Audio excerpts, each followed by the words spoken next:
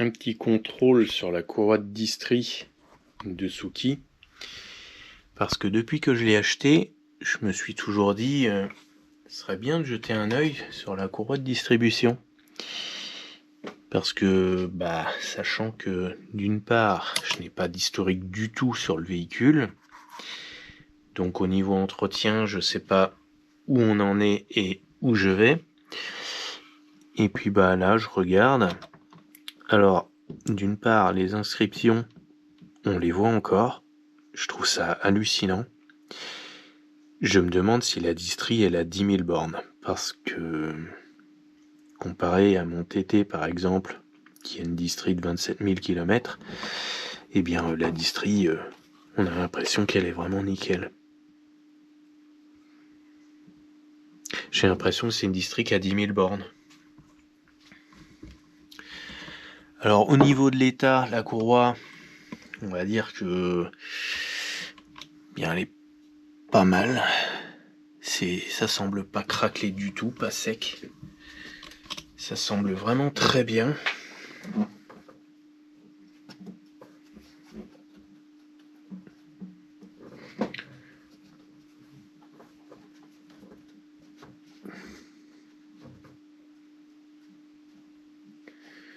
Je suis un peu surpris, c'est de la tension. Je trouve que la tension est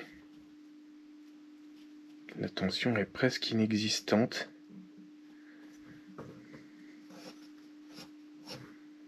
C'est un peu faible. C'est à peu près le seul point négatif. Je trouve que la tension est vraiment très très légère. Il y a une légère fuite d'huile, mais ça, je pense qu'à fort que je regarde au niveau du cache-culbut peut-être.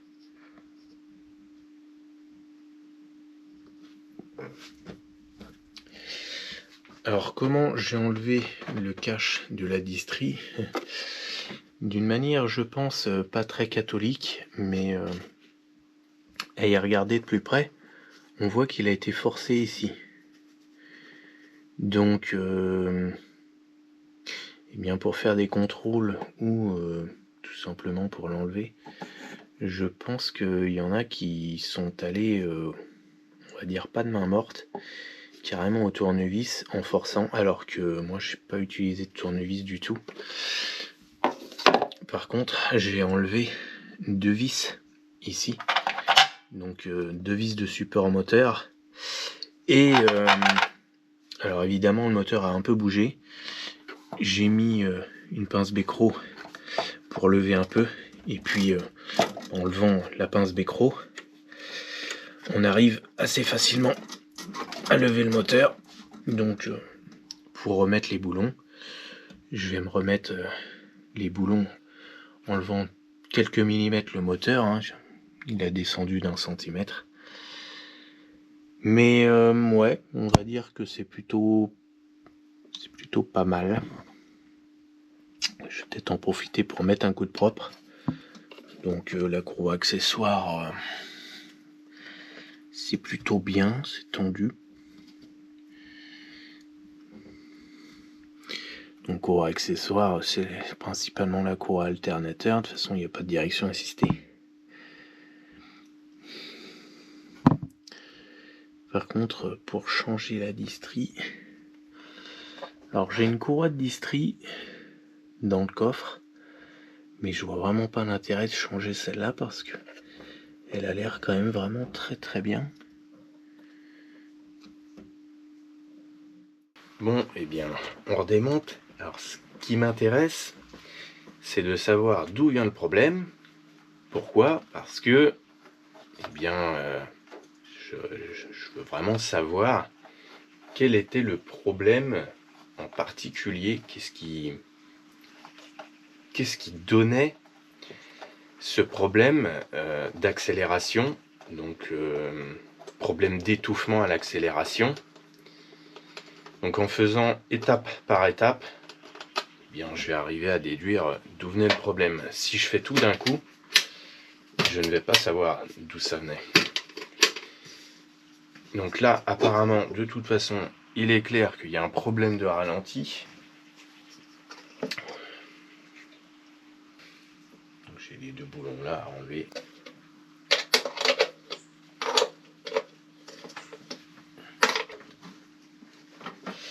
Il faut que je redémonte tout.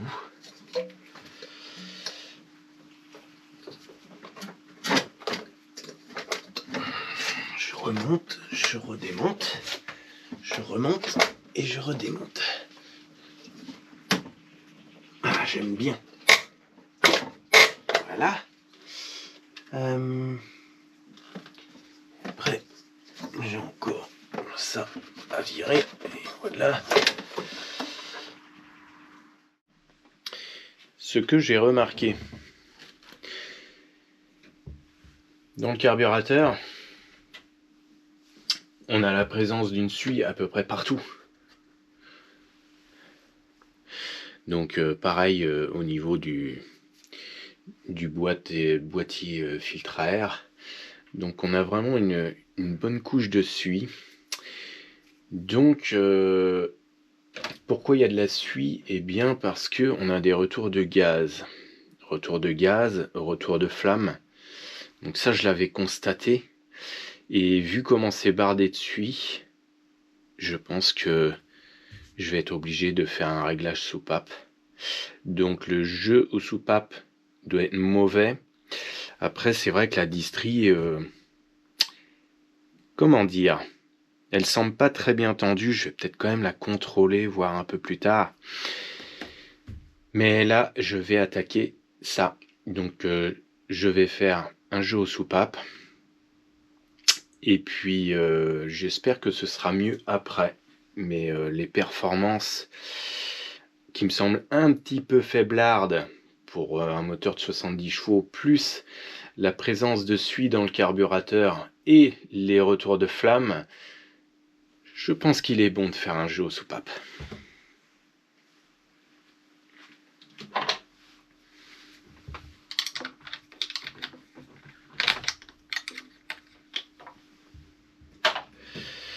Donc on a 4 vis de 10. Alors je ne sais pas qu'est-ce qu'il faut démonter. Je vais y aller un peu à tâtons. Je ne sais pas réellement ce qu'il va falloir faire. On verra bien. Bon, ça peut rester là-dessus.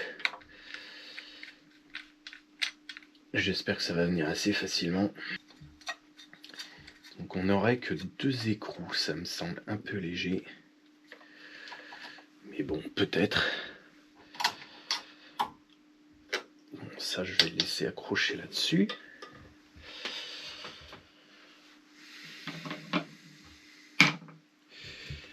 Et puis alors, normalement, ça viendrait. Quelle blague.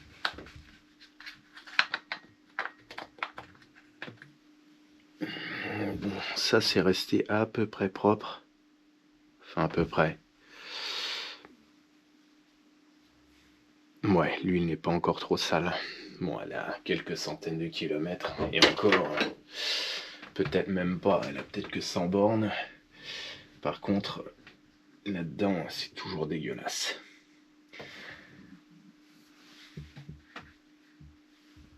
Ah ouais, c'est vraiment dégueu. Bon, je vais reboucher mon carbu.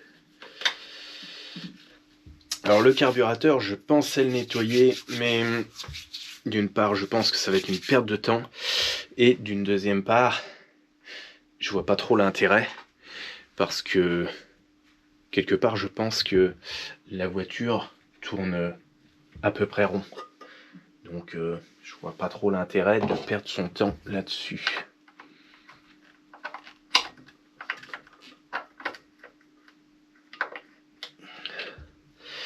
Des espèces de rondelles assez spécifiques.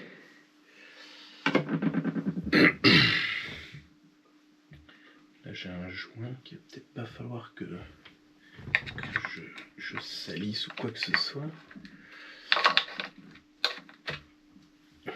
Voilà, c'est les 2 mains. Bon, et maintenant, comment ça va venir?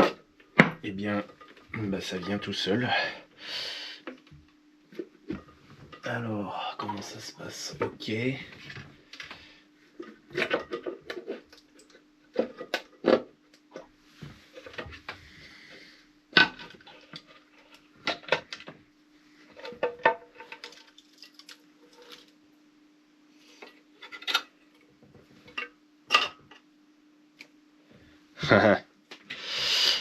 Bon, là-dessous, j'ai un joint caoutchouc noir. Et puis, j'ai un petit joint d'étanchéité blanc pour compléter. Bon, je ne sais pas si c'est très efficace le joint blanc. Peut-être. Alors, ce qu'on constate là-dessous, quelque part, j'ai envie de dire que c'est propre et à la fois c'est sale. Alors, c'est propre dans le sens où c'est pas couvert de crasse, mais il y a quand même un dépôt par endroit.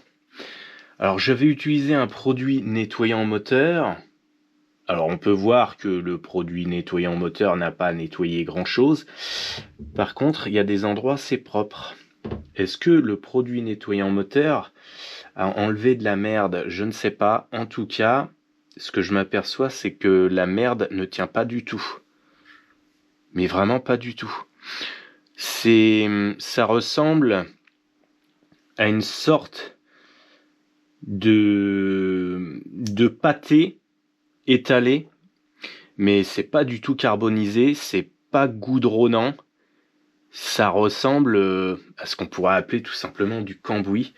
Donc je pense que ça va être assez facile de nettoyer le cache. Je pense que juste avec un chiffon, ça devrait partir assez facilement. Alors voyons voir. Donc là j'ai des traces.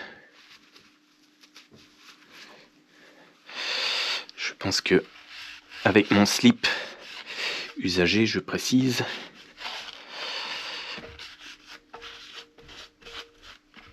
voilà, c'est bien ce que je pensais, ça s'enlève très facilement. Ça aurait été intéressant de voir si le produit nettoyant, donc Prévidange, a ramolli un peu cette espèce de crasse, cette espèce de goudron quelque part. Mais là, je vais juste mettre un coup de chiffon et je pense que ce sera propre. J'ai mis un petit coup propre là-dedans. Donc j'ai enlevé un petit peu de merde tout partout. Bon, les écrous sont quand même un petit peu plus propres qu'au départ. Sachant que je vais avoir besoin de tourner la poulie d'arbre à cam. Donc je me suis mis une clé dessus. Et puis on va procéder dans le sens d'ordre d'allumage. Donc on va faire 1, 3, 4, 2. Pourquoi on va faire 1, 3, 4, 2 ?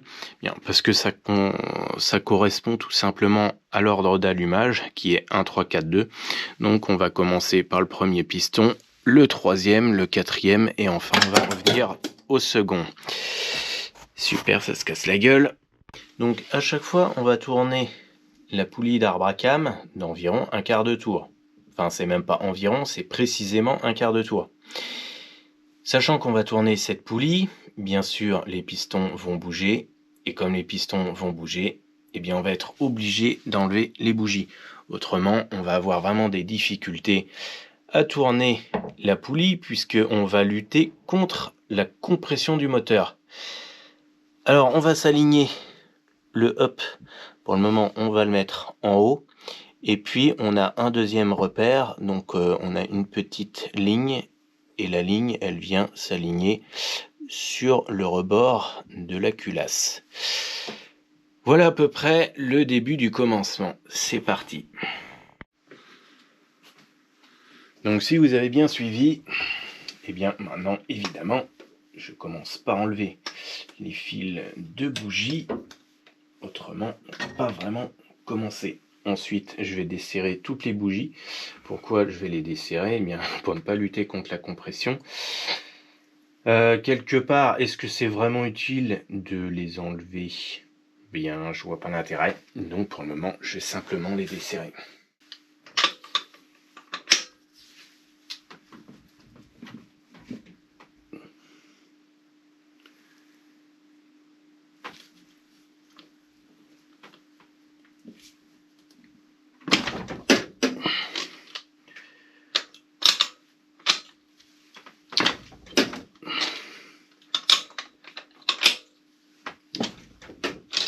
première était un peu serrée. Les autres, ça va.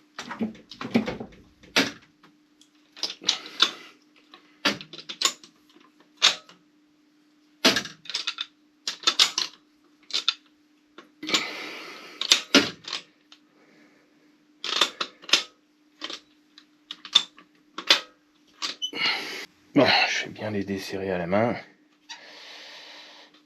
D'ailleurs, je vais même en contrôler une pour voir un peu l'allure de la bougie. En principe, elle doit avoir plutôt une belle couleur. Si elle est noire, c'est pas très bon signe. Eh bien, elle est un peu noire. Alors, c'est pas spécialement bon signe parce que les bougies sont neuves, je le rappelle. Bon, il y a un peu de dépôt de suie. Alors, c'est vrai que ça peut faire penser que le moteur n'est peut-être pas très bien réglé. Et c'est clair que les bougies sont déjà bien noires, c'est pas terrible.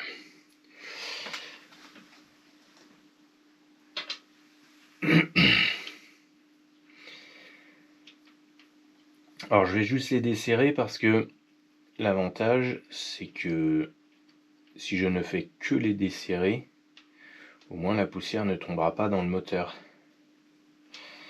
Et comme je vais peut-être pas finir d'ici un quart d'heure, je vais peut-être pas tout remonter tout de suite et aujourd'hui,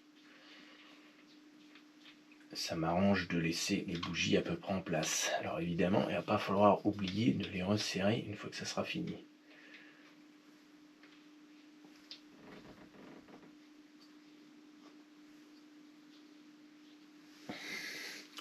Donc maintenant, en principe, ça doit tourner mieux. Alors on tourne à l'envers des aiguilles d'une montre.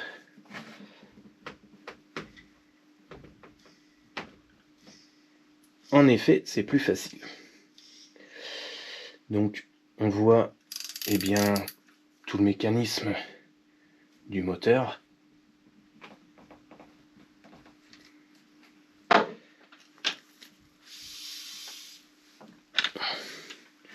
Alors il est été encore un petit peu. Maintenant il faut que je m'aligne le trait avec la culasse. Le trait.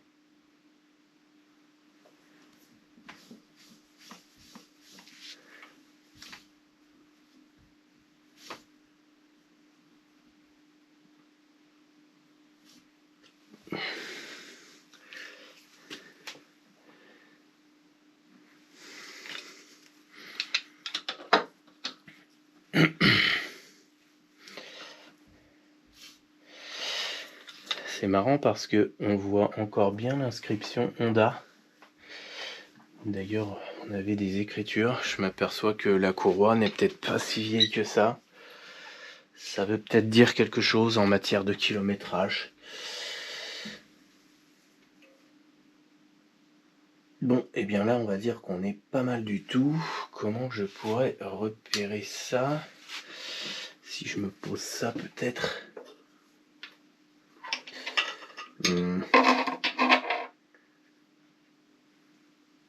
Ouais, on est pas mal du tout. Encore un tout petit chouïa, et puis on est bien.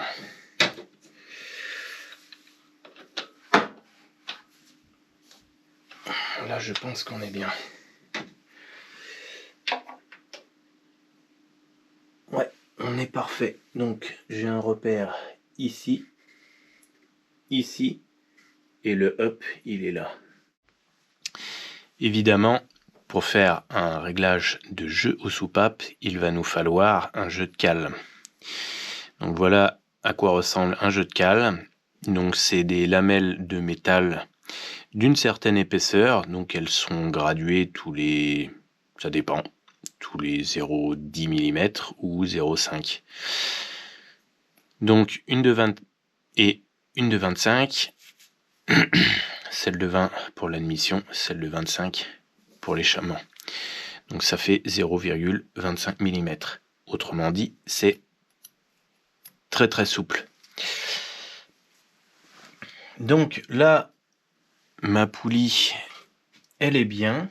Donc normalement, j'ai plus qu'à opérer. pour commencer, on dessert. Donc c'est un boulon de 12. Normalement, c'est à 14 Nm. Ouais, ça me semble serré vraiment fort, mais bon.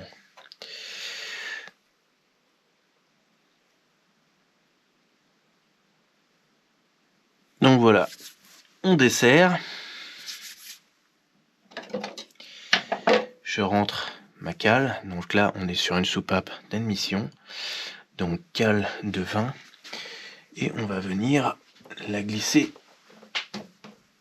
dans le petit espace.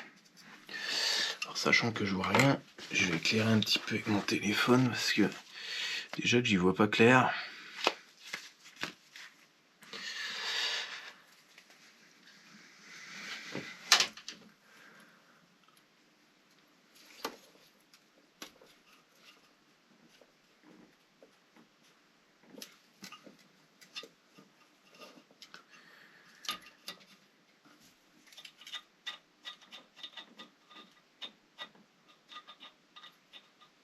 Apparemment, je pense qu'on n'est pas si mal. En tout cas, pour l'admission, on n'a pas l'air trop mal. Donc je serre là-haut.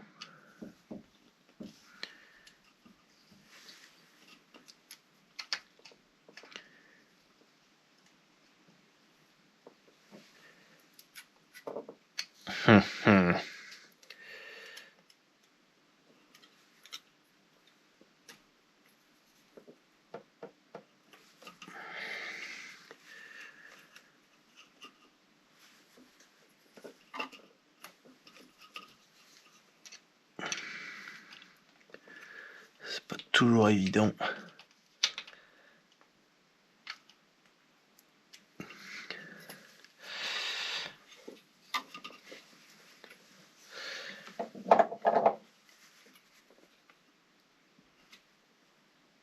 Là, j'ai serré un petit peu fort parce que je n'ai pas un frottement, j'ai du mal à l'enlever. Alors que normalement, il faut pouvoir l'enlever en ayant un frottement.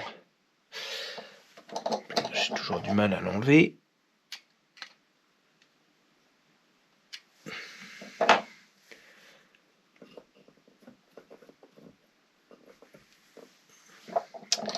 Je pense que je peux resserrer un petit peu.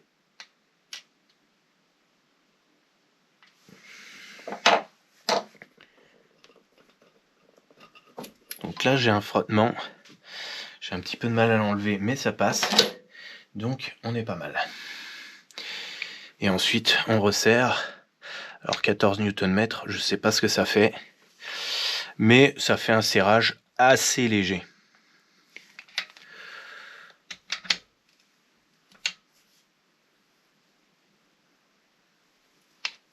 Et voilà.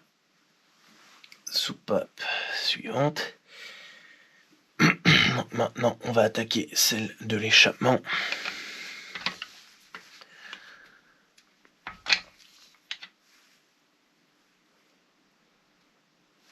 Tac.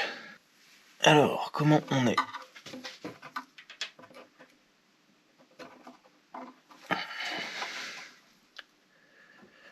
Mais on a l'air pas mal du tout.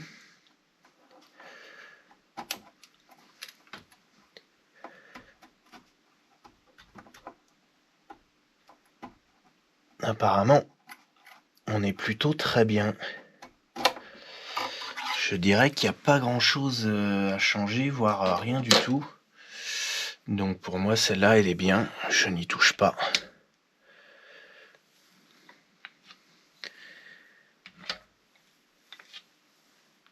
Alors je ne sais pas de quand date le réglage du jeu aux soupapes, puisque malheureusement, en matière de facture d'entretien, je n'ai rien du tout. Donc, cylindre numéro 3 maintenant, parce que 1, 3, 4, 2. Donc maintenant, on va tourner de 1/4 de tour. Donc 1/4 de tour, ça va nous faire... Le hop doit arriver par ici. Donc dans le sens inverse des aiguilles d'une montre.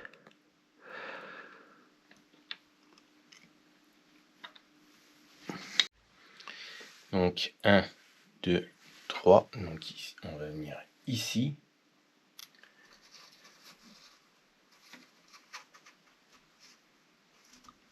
Alors ici, ma cale, elle passe tout juste.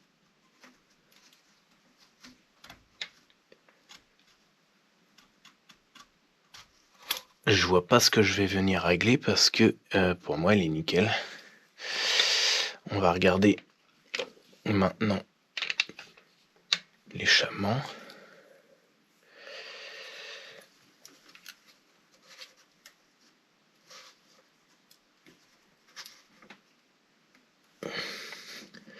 L'échappement, par contre, ça me semble un peu juste. Donc ça, par contre, je pense qu'on va régler un peu.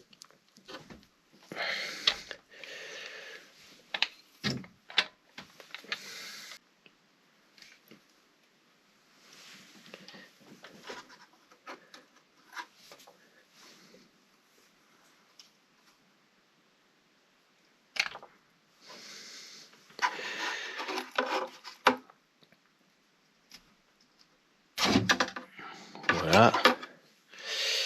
Maintenant, je resserre.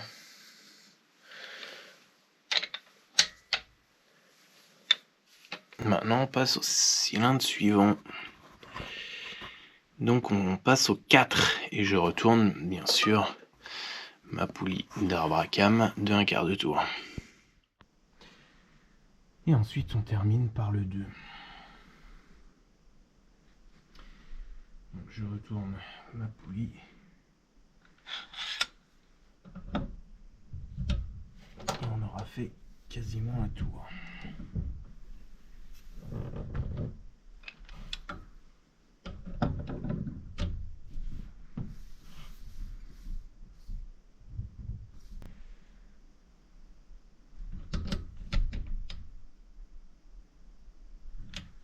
Et c'est beau.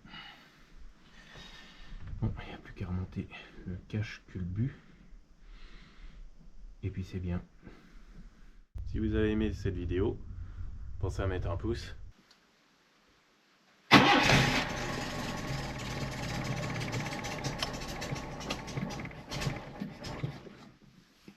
Bon, a priori, il y a encore un problème de ralenti quand même, hein. C'est pas terrible.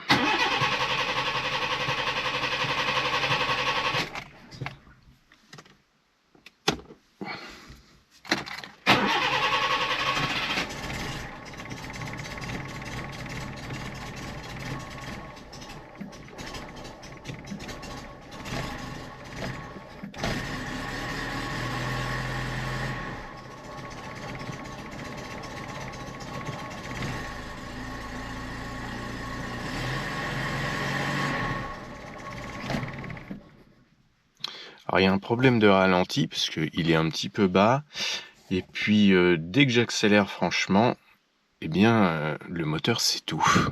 Donc on a toujours un peu le même problème. Peut-être que la courroie de distri n'est pas vraiment assez tendue. C'est un peu ce que j'ai l'impression. En tout cas, le réglage des jeux aux soupapes, ça n'a pas changé grand-chose, voire rien du tout.